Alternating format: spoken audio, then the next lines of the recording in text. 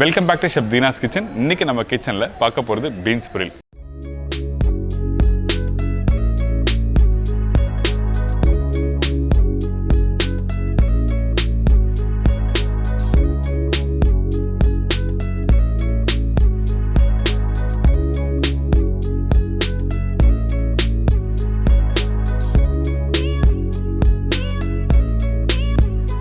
Beans பொரியலா எல்லாருக்கும் தெரிஞ்ச preparation பண்ணுறாங்களா அப்படின்னு சொல்லி நினைக்க வேண்டாம்.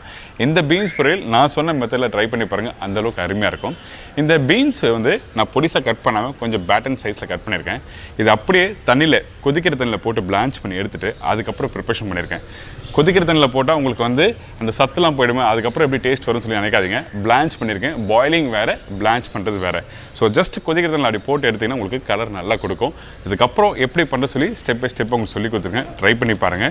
அது மட்டும் இல்லை, நீங்கள் எப்பவுமே ஒரு பீன்ஸ் பொரியல் நீங்கள் வீட்டில் பண்ணும்போது கண்டிப்பாக வெல்டன் பண்ணாதீங்க. அடுப்புலேயே அதாவது கடாயிலே நீங்கள் ஃபுல்லாக குக் பண்ணும்போது என்ன பண்ணுவீங்கன்னா நல்லா வெல்டனாக குக் பண்ணுறீங்க. அதுக்கப்புறம் ஒரு மணி கழிச்சு பார்த்தீங்கன்னா அந்த கலர்லாம் மாறிக்கும். அப்படி பண்ணாமல் நான் சொன்ன மெத்தடில் கரெக்டாக ஒரு 90% அளவுக்கு நீங்கள் கரெக்டாக குக் பண்ணி எடுத்து மூடி போட்டு அப்படியே வைங்க. நீங்கள் சாப்பிடும்போது எடுத்து பார்த்தீங்கன்னா அப்படியே ஒரு க்ரீனிஷ் கலர் ஒரு சூப்பராக இருக்கும். இப்போ இந்த பீன்ஸ் பொரியல் எப்படி பண்ணுறது பார்ப்போம். அதுக்கு முன்னாடி தேவையான பொருட்கள் பார்த்தலாமா? பீன்ஸ் பொரியல் தேவையான பொருட்கள்: பீன்ஸ் 350 கிராம், திருவிய தேங்காய் 4-6 டேபிள் ஸ்பூன், பொடிசை நறுக்கிய வெங்காயம் 2 டேபிள் ஸ்பூன், தக்காளி 1, இடித்த பூண்டு 5-6 பல்லு, இடித்த பச்சை மிளகாய் 2 டீஸ்பூன், காய்ந்த மிளகாய் 3 நம்பர், மஞ்சத்தூள் சிறிதளவு, சில்லி பவுடர் 1/4 டீஸ்பூன், தனியா பவுடர் 1/4 டீஸ்பூன், சீரகம் 1/4 டீஸ்பூன், கடுகு 1/4 டீஸ்பூன், கருவேப்பிலை தேவையான அளவு, கொத்தமல்லி தேவையான அளவு, உப்பு தேவைக்கேற்ற, எண்ணெய் 5 டேபிள் ஸ்பூன். இதாங்க இந்த ப்ரிப்பரேஷன் தேவையான பொருட்கள். இன்றைக்கி இந்த பீன்ஸ் பொரியல் எப்படி பண்ண போகிறோன்னு கேட்டிங்கன்னா, நார்மலாக பீன்ஸ் நல்லா பொடிசாக கட் பண்ணிட்டு அப்படியே வதக்கி எடுத்து நீங்கள் சர்வ் பண்ணியிருப்பீங்க வீட்டில் இருக்க மக்களுக்கு. ஆனால் இன்றைக்கி இந்த பீன்ஸ் பொரியல் நம்ம கொஞ்சம் பெருசாக கட் பண்ணிவிட்டு இங்கே சூடாக்க தண்ணியில் அப்படி போட்டு பிளான்ச் பண்ணி எடுக்க போகிறோம். இதில் கொஞ்சம் உப்பு போடுங்க. எதுக்காக அப்படி பிளான்ச் பண்ணிட்டுனா உங்களுக்கு கலர் அப்படியே இருக்கும் க்ரீன் கலரில். நீங்கள் ரொம்ப நேரம் வேகக்கூடாது. வேக வச்சுன்னா அதோட சத்து எல்லாமே போயிடும். ஜஸ்ட் கொதிக்கிற தண்ணியில் பிளான்ச் பண்ணுங்கள். ஒரு 2 நிமிஷம் கொதிக்க விட்டால் போதும். இதுக்கு பிறகு அந்த பீன்ஸ் அப்படியே எடுத்து கோல்டு வாட்டரில் போடுங்க. நல்லா சில்லுன்னு இருக்க தண்ணியில் போட்டு அப்படி எடுத்திங்கன்னா அந்த பீன்ஸ் நல்லா கலராக இருக்கும். அதனால தான் இப்படி பண்ணுறோம். இதுதான் நாங்கள் ஹோட்டலில் எப்போ பண்ணுற ப்ராசஸ். இதுக்கு பிறகு ப்ரிப்பரேஷன் எப்படி பண்ணுறது பார்த்தலாமா? இப்போது இந்த மண்சட்டியில் கொஞ்சம் எண்ணெய் போட்டிருக்கேன். அதுக்கு பிறகு கடுகு சீரகம்.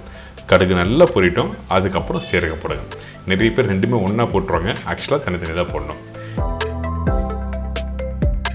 இடித்த பூண்டு போட்டாச்சு. அதுக்கப்புறம் காஞ்ச மிளகாய் போட்டாச்சு. கருவேப்பிலையும் போட்டாச்சு. இதெல்லாம் போட்ட பிறகு 2 செகண்ட் நல்லா வதக்கி முடித்த பிறகு இப்போது ரொம்ப இன்ட்ரெஸ்டிங்கான பார்ட் என்னன்னா இந்த இடித்த பச்சை மிளகாய். நிறைய பேர் வீட்டில் போட மாட்டீங்க, ஆனால் இடித்த பச்சை மிளகாய் கம்பல்சரி போட்டுருக்கணும். போட்ட பிறகு கொஞ்சம் மஞ்சத்தூள், மிளகாய் பவுடர், உப்பு, தனியா பவுடர். இந்த பவுடர் மசாலா பேச்சுக்காக கொஞ்சமாக போடணும், அதிகமாக போடக்கூடாது. சரிங்களா? அந்த பச்சை மிளகாய் காரம் தான் எடுத்து கொடுக்கும். இதுக்கப்புறம் அரைச்சி வச்சுருக்க தேங்காய் பேஸ்ட். இந்த தேங்காய் பேஸ்ட்டு ஃபைனாக அரைக்க வேண்டியதில் ஒரு 90% அளவுக்கு குறைன்னு கொஞ்சம் அரைச்சி இந்த தாளிப்போட இந்த தேங்காய் பேஸ்ட்டை போட்டு நல்லா குக் பண்ணுங்கள். குக் பண்ணி முடித்த பிறகு நம்ம என்ன பண்ணுறோம்னா வெங்காயம் போடுறோம். நார்மலாக வீட்டில் வெங்காயம் போடும்போது நீங்கள் தாளிப்புலேயே போட்டு வெங்காயத்தை வதக்கியிருப்பீங்க. ஆனால் இந்த ப்ரிப்பரேஷனில் இந்த ஸ்டைல் மெத்தடில் நீங்கள் தேங்காய் போட்ட பிறகு தான் வெங்காயம் போடணும். இப்போ வெங்காயம் எல்லாத்தையும் ஒன்றா போட்டு லைட்டாக சோதே பண்ணுங்கள். இந்த இடத்துல கொஞ்சமாக தண்ணி ஆட் பண்ணி அந்த தேங்காயோட பச்சை வாசனை போகட்டும். எதுக்காக இந்த வெங்காயம் இப்படி போட்டிருக்கேன்? வெங்காயம் நீங்கள் ப்ரிப்பரேஷன் முடித்த பிறகு நீங்கள் அப்படியே சாப்பிடும்போது வெங்காயம் க்ரன்ச்சியாக இருக்கும். அதனால அப்படி போட்டிருக்கேன். திருப்பி காரத்துக்காக கொஞ்சம் பச்சை மிளகாய். இதுக்கப்புறம் ரெடி பண்ணி வச்சுருக்கேன் அந்த பீன்ஸ் ஆட் பண்ணுறோம். இந்த ப்ரிப்பரேஷன் நீங்கள் சாப்பிடும்போது எப்படி இருக்குன்னு கேட்டிங்கன்னா, இந்த பீன்ஸ் ஆக்சுவலாக வெல்டன் பண்ணிடக்கூடாது. நீங்கள் அடுப்பை விட்டு இறக்கும்போது 90% அளவுக்கு பாயில் பண்ணுங்கள். அதுக்கப்புறம் மூடி போட்டு அப்படி வச்சுன்னா நல்லா வெந்துடும். இதுக்கு பிறகு பொடிசாக கட் பண்ணி வச்சுருக்கேன் அந்த தக்காளியும் கொஞ்சம் கொத்தமல்லியும் போட்டு ஒரு மூடி போட்டு நல்லா வேகட்டும். நான் சொன்ன மாதிரி ஒரு 80 to 90% அளவுக்கு மட்டும் வேக வைங்க. இப்போ நல்லா ரெடி ஆகிடுச்சு பார்த்தீங்களா?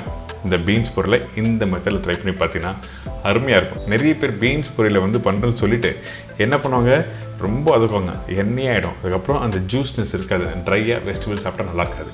அதனால தான் இன்றைக்கி இந்த மெத்தடில் கொடுத்துருக்கேன். ட்ரை பண்ணி பாருங்கள்.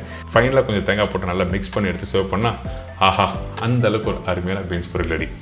மிஸ் பண்ணாமல் ட்ரை பண்ணுங்கள், சாப்பிட்டு பாருங்கள்.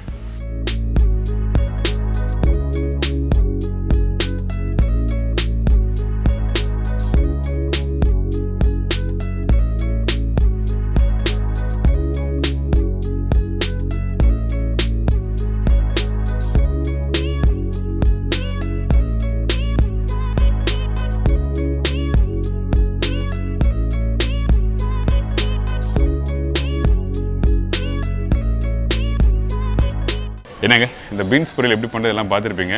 ட்ரை பண்ணி பாருங்கள். இந்த மெத்தட்லையும் கொஞ்சம் வேலை அதிகமாக இருந்தாலும் ஒரு அருமையான டேஸ்ட்டை கொடுத்துருக்கேன். இதே மாதிரி நாளைக்கு இன்னொரு அருமையான ரெசிபி சந்திக்கிறேன். நன்றி, வணக்கம். See you, bye, take care.